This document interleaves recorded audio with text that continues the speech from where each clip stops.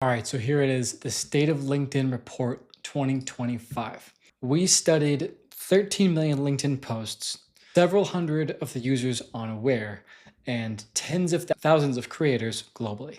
This took me a long time. I had to learn Python just to process this much data and make sense of it. But what I wanted to do was to tell you exactly what's happening on LinkedIn, how that's been changing from 2023 to 2024, and right now it's early 2025. And I want to show you the different workflows that beginner, intermediate, and advanced creators are using, and whether any of those are working to actually grow revenue and profit, and ultimately your business. So, a few things that are in here: what top creators doing differently, the 3 paths that work to growing your business, and the one that doesn't.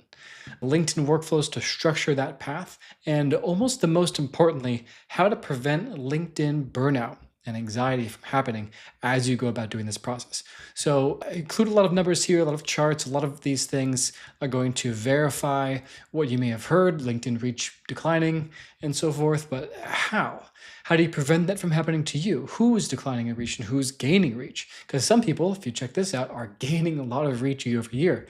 And then finally, we're going to go into a lot of the reasoning behind why I think reach is important to look at, but it's definitely not the only thing you should be looking at. So take a look. This is a free Google Doc. It took me 50 hours to create it, and you don't even have to give me your email to get it. Just go to the link below or in the comments or wherever you're reading this and get access right now. So that's it.